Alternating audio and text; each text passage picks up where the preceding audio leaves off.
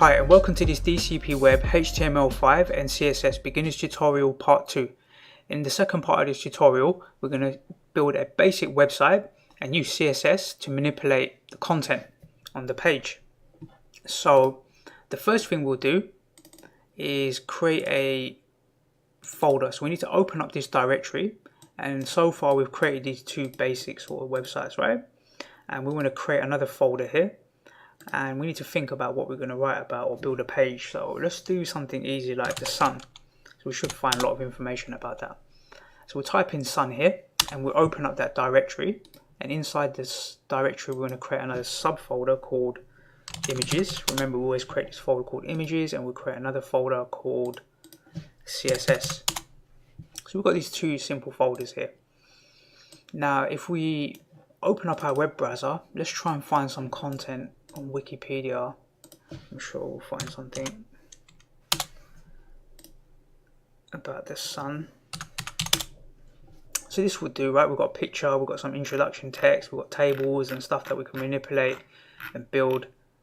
We've even got this little GIF animation, I think it is. So we'll have a little play around and use some of these images and content to build a basic web page. So let's remember what we need to do. We need to open up Notepad++, and I've got a blank document here. If you don't have one, close whatever window you have open and then click on this little button here called New, and that will create a new blank document. I'll do that now. So now we've got this new blank document. We're going to go to File, Save As, and we're going to navigate to that website projects, go to the Sun folder, and in the root of this folder here we're going to type in index.html and click Save.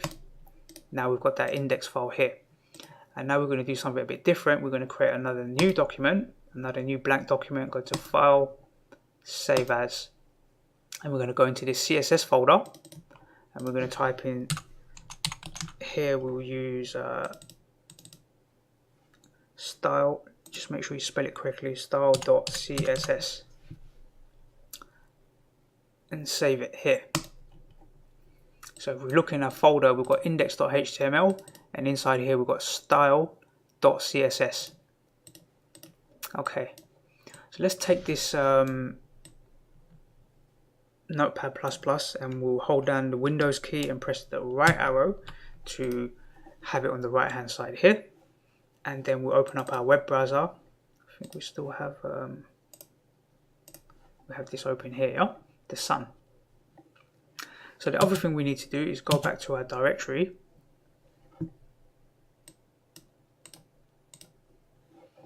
and we'll drag and drop this index file. Let's create a new blank page and we'll drag and drop the index file here, so we can see as we're doing coding, we can see what's going on. And we'll come back to our Notepad++, we'll go to the index file and let's create our first basic page. So it's going to be doc type HTML.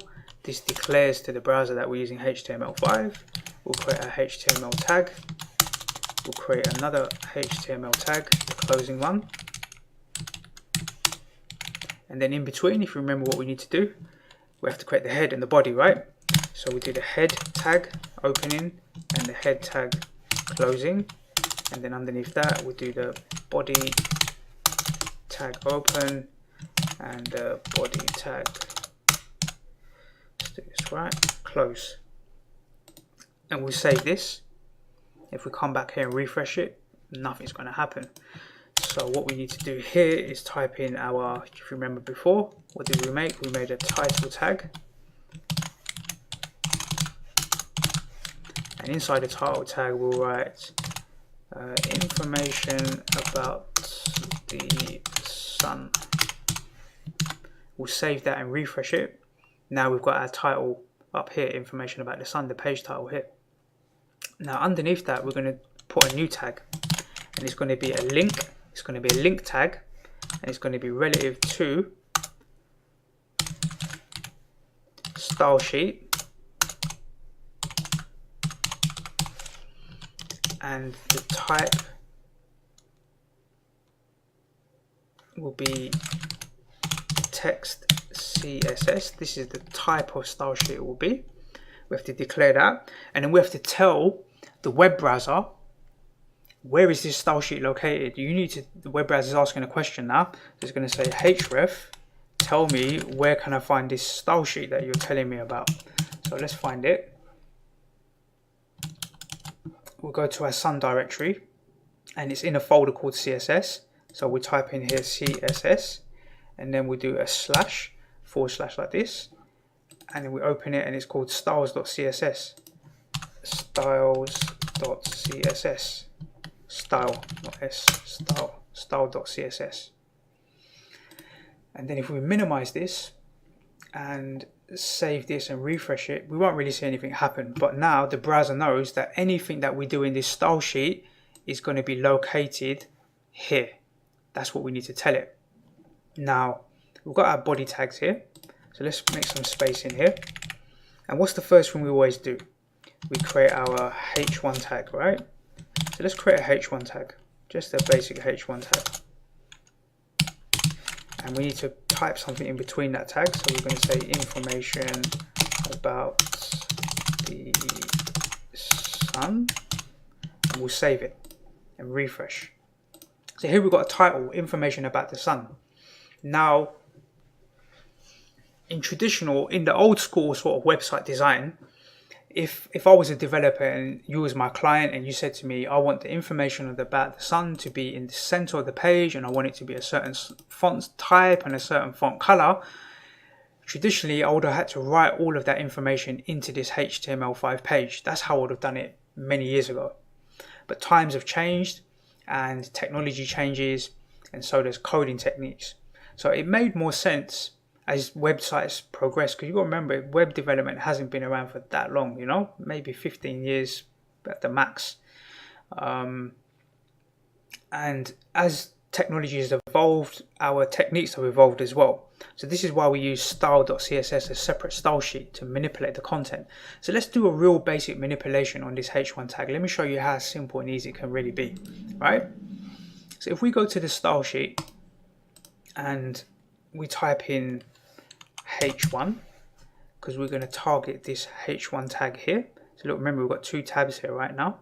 So in the style sheet we type in h1, and then we're going to use the open and close curly brackets like this. So how do you type those curly brackets in? If you open up your keyboard, if you're not sure, you hold down the shift key, so hold that key down, and then it's this key to do the open bracket and this key to do the closing bracket. Yeah, so I hold down the shift key, open and close, and then I move my mouse cursor in between those curly brackets. So the mouse cursor is in between, and then I'm going to come down here and open them out. And in here, I can type some styles now. I can actually tell the browser that I want certain things to happen. So we can use a style called color. The only thing about, I'm probably whinging here a little bit, but if you're in the UK, we spell colour, C-O-L-O-U-R, colour, the correct way, should I say? Well, probably not if you're American. But in America, they spell it without the U. So we have to, unfortunately in the UK, spell everything the American way. Unfortunately, that's just the way it is. So sometimes I type in C-O-L-O-U-R, colour, and it just doesn't work, and I'm scratching my head, why isn't it working? And I have to remember, I have to spell it the American way. So unfortunately, that's just the way it works. It would be nice if it could support both UK spelling and American spelling, but that's not the case. So if we type in colour here, and we type in red, and then we use semicolon, which is the dot with a little dash underneath, and that on your keyboard, if you're not sure, is this key right here. Yeah. And this is colon, right? So that's the same key. Colon at the top, but we use the shift key. So we hold down shift and press this key here for 2 dots. And then if we just want the semicolon, it's just the same key, but without the shift. So let's type that in one more time. So it's color. And then hold down the shift key, and then we do colon, and then we type in what we want. We want red color, and then we press the same key again to get the semicolon. And if we refresh this page, the text is red.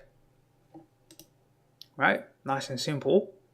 And we could do something, we could manipulate the font size, right? So a lot of CSS is quite intuitive, especially if you're using like a text editor like Notepad++ or the one that I explained on the Mac. As you're typing things, it's going to try and guess what you want. So as I type font, it knows, okay, the person that's typing his text wants font, but what does he want? Does he want the font family? Or does he want the font size? Or does he want the font stretch, width, style, the variant, the weight, whatever it might be? But we want font size, so we're going to type in font size. Remember, colon, and then we want to put in a percentage value. Now, as default, I believe the H1 tag is always 250% bigger than the normal default text. So if we were to type in 100%, this text will actually become smaller, right? It's like the normal default font style, the default text size. But if we type in 200, it will be twice the size of the default text size. And if we type in 300, then it will be 3 times the size of the default text size. So what am I talking about default text size? So let's go to our HTML document, and underneath this H1 tag, we'll go to this Wikipedia page, the Sun page, and we're just going to copy the first paragraph of text. So just highlight this, carefully highlight this first paragraph, something like this. We're going to press Ctrl+C to copy, or you can right click, copy, and then we're going to paste it here. But before we paste it, we'll put in a paragraph tag, then we'll paste it. We'll scroll down a little bit, let me zoom out a little bit here, and at the end we'll put a full stop, and we'll do a closing paragraph tag. Then we'll come back to our browser and we'll refresh. Now this is called the default font style, yeah, the default size. So this is 100% default size, right? And if we say in our style sheet we want the H1 tag to be 300, so then it's 300, so it's twice as big as what this default size is. That's what it is, yeah? Because 100% would be the same size, but it will be bold because the H1 actually has some additional attributes to it, yeah? Like making it bold and so forth, as default is bold. So what would we do if we wanted, let's set this to something like 250%, yeah? That should be about big enough, right? Probably a bit too big, so let's say it's a 225. So you can manipulate the text. See, look, we're not even going to the HTML at the moment. All we're doing is everything in the CSS. Come back to the website, refresh, and we see our update. That's pretty cool, right? So let's say we wanted to manipulate this paragraph of text. We could do P for paragraph, open close brackets, and we could do font dash size colon, and we'll make this 125%. So it will be 25% bigger than what it is right now. There you go, right? And we could change the color. Try and stack things in the same order. So really you want color to be above, right? So when you come back and look at this later, you've got color, then you've got font size, and you've got all the things set up in the same order. There's no real rule to that, but it would be nice if that you're looking at the H1 tag and you're looking at the paragraph, the information is consistent. So the color can be blue this time, and we refresh, now the color is blue. So we've got red and blue color, but how do we pick a very specific color? Let's say if we want it to be a specific shade of red or a specific shade of blue, how do we go about picking very specific colors? Because at the moment we just done red and blue. We could type in green, then it will just be green. It's a green color, but how do we pick a very specific color? So what we can do is type in HTML color picker, HTML color picker, and Google has its own little color picker tool here. Or we could go to W3 School. We just use this Google one, right? I typed in HTML color, spelled the UK way. I don't know what happens if we spell it American, what happens. It still shows us the color tool, so that's cool.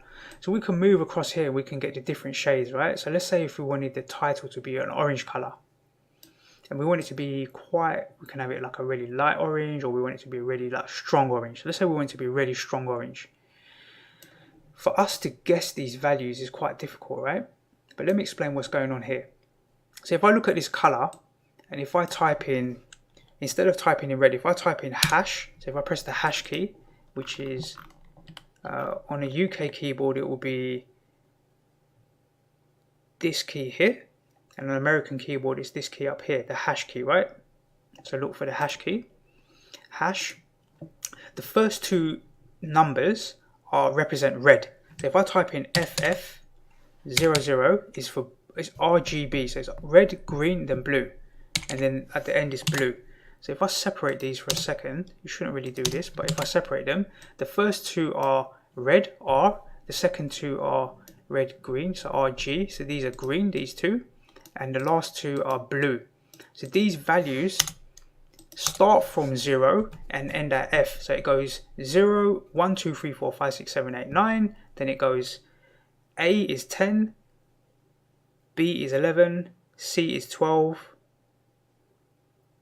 D is 13, E is 14, and F is 15.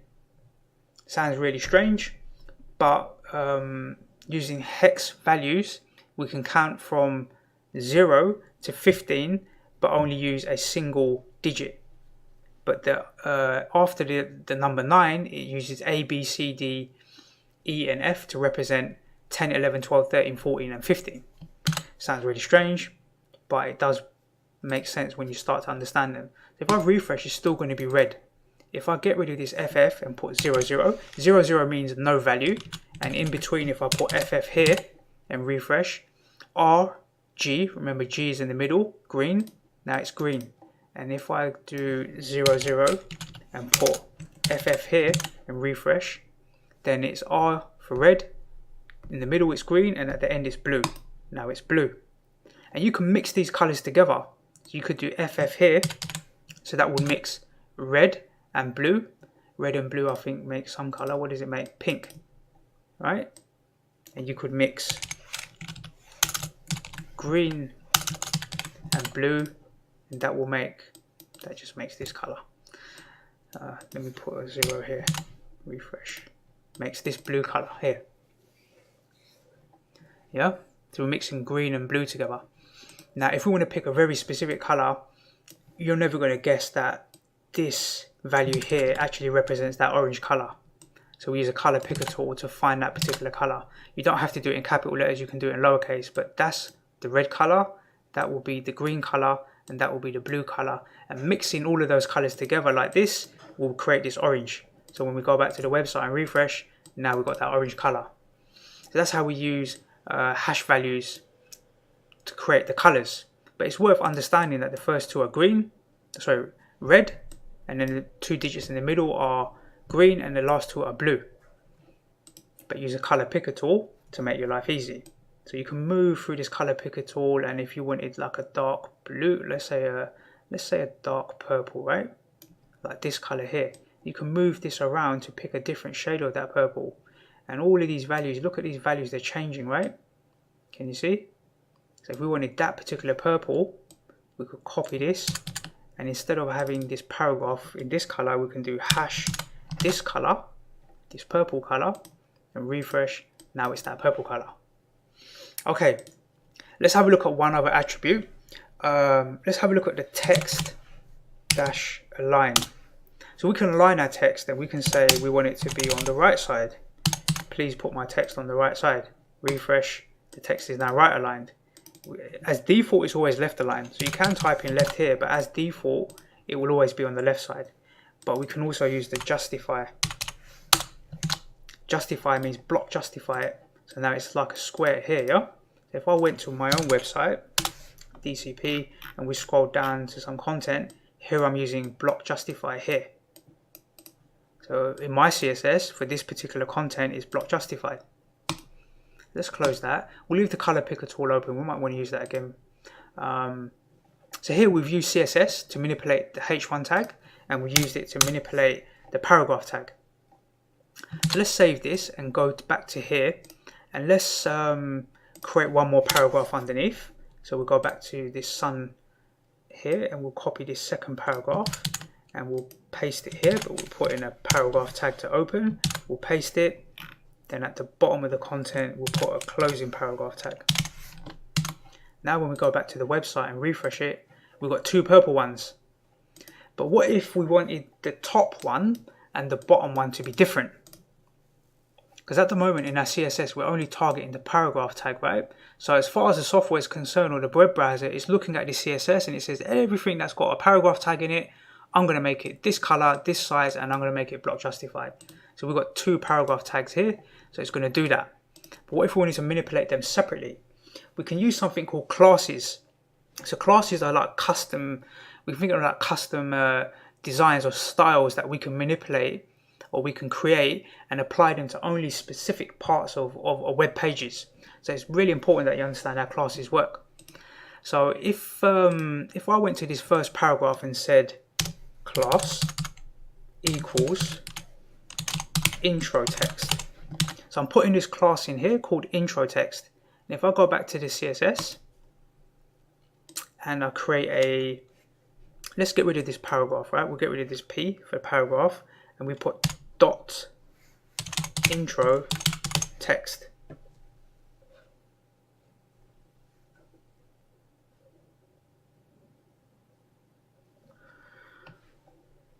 And save it. Then when we go back to here and refresh, we'll see that only this paragraph has been styles are applied to it, not this bottom one. So if we go back to the website, because this class is only applied to this paragraph, it will only affect this top paragraph and not the bottom one. The bottom one will just retain all of its original default styles. But if we were to take this class and copy and paste it down to here and save it again and refresh, now it's applying it to this particular paragraph as well. So that's called a class. It's a custom, we can always think about it like a custom style that we want to apply to only certain parts of our web page or content on our page. So if we wanted to have this as a separate paragraph or separate style, what would we do? Let's have a think about that, right? We want to create a different style for the second paragraph. So we could call this class something different, yeah? So we call it maybe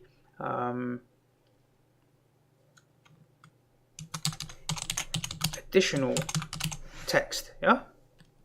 Then we can copy this. So we copy this additional text. Then we can come over to here and we can say dot additional text, open and close. And I want it to be color blue.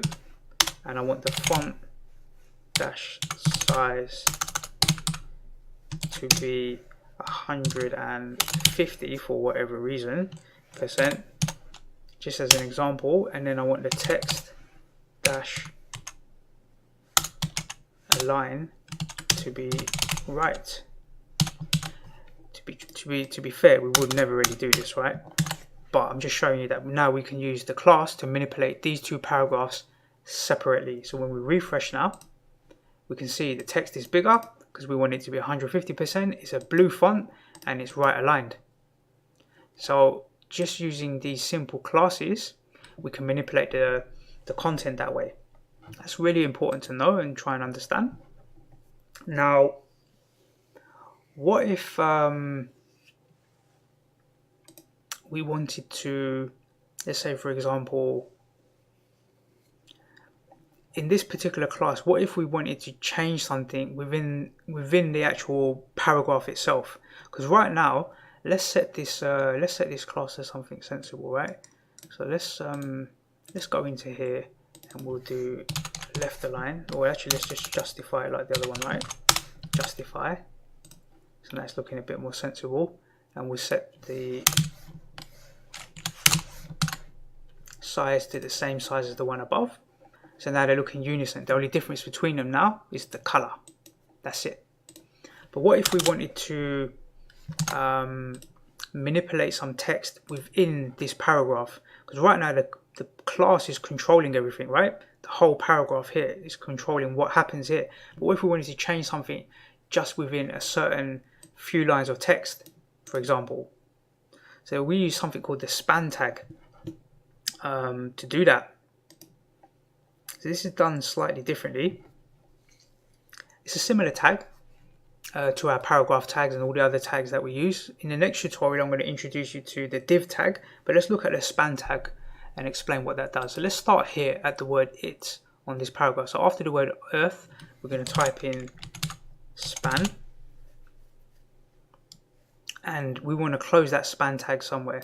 So we will close it in this example at the end here, right, where this sentence ends. So we'll do /span. So we're spanning across this section here. That's what we're doing. And we want to give this span tag a class. And that class will be, let's use additional text here. Let's see what happens, right? We'll paste that here and refresh it. Now you can see that this particular bit of text has inherited the additional text value here, but it seemed to make the font bigger, right? So I think the reason why it is because the first one is 125 and then it's adding an additional 25% here to that original font. So really it would be better if we did something like dot, we should create a separate class for this, right? So we'll call it dot, let's just call it dot inside text,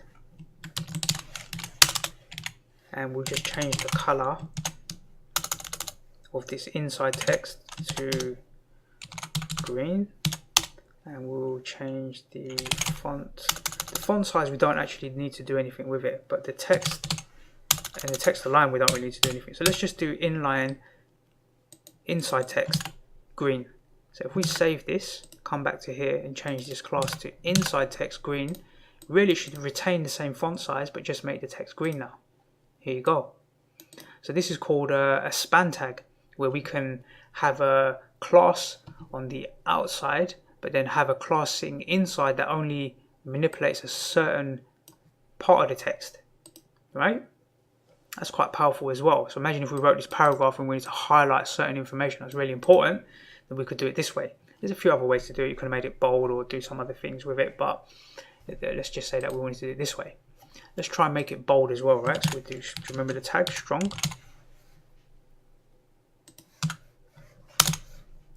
tag here, and then it closes here. So on the outside of here, we do strong and close it, and then refresh. Now it's bold here, but we could have used CSS to do that as well. We didn't have to use this tag. Could have just applied that directly to the CSS. We'll show that in maybe in a later tutorial, how we can manipulate this text a bit more. So that's pretty much about it really for this beginner's tutorial for CSS. Let's just do one more thing. Let's align this title to the center, and then we'll continue this tutorial in the next video. So if we go back to here, what if we wanted to align this tag, this text? We want to align it to the center. We can do text. So we're going to manipulate some text, and what we're going to do to the text, we want to align it, and we want to align it to the center of the page, and save it and refresh. Now the text is in the line in the center. We can do similar things with images and tables and all these other things we can do. So here's some basic CSS, and the only sort of elements that we had to add to the page was the classes of where we want to manipulate. The H1 tag, we didn't have to add a class because as default we can target that on its own. So let's save this. I hope you find that quite interesting, and in the next tutorial we'll maybe add some images. We'll start to look at some other tags like the body tag. We can manipulate this body tag and we can change the background color.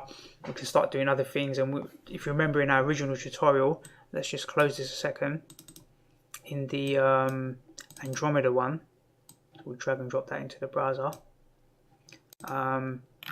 We had this table and it looked a bit rubbish, so we'll look at CSS and how we can change this table and add some more content and make this sort of, we'll put an image there and see how we can make it responsive or at least resize correctly for different devices.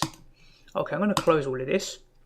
Go ahead and start experimenting with CSS. To build your basic page, remember to go to W3C CSS, and don't wait for me to try and explain everything to you. The way that I learned everything is I went out and I found the information. So why don't you go and have a look at this CSS website. This is where you're going to get all the information from, because I can't literally feed you every single line of this content here, but I'm going to give you most of it, right? How to manipulate tables, lists, and all this good stuff. We're going to go through all of that in our tutorials. But go through here, go and look at the introduction, and then go and look at the syntax, and look at the you know, the how-to section, and read through some of this. Look at the colors, and look how colors can be manipulated. Start learning some of this stuff. Spend some of your own time reading through this, because this is just like a vast amount of knowledge, and it's a really useful website. So do look at this W3C school, go to there and then type in or click on the CSS and have a look at that, and also have a look at the HTML5, and join me in the next tutorial where we'll start doing some more manipulation using CSS and start improving our page, our content, and making it look a bit better. In future tutorials we'll start using Bootstrap to do that. Okay, that's the end of this tutorial. I look forward to seeing you in the next DCP web tutorial.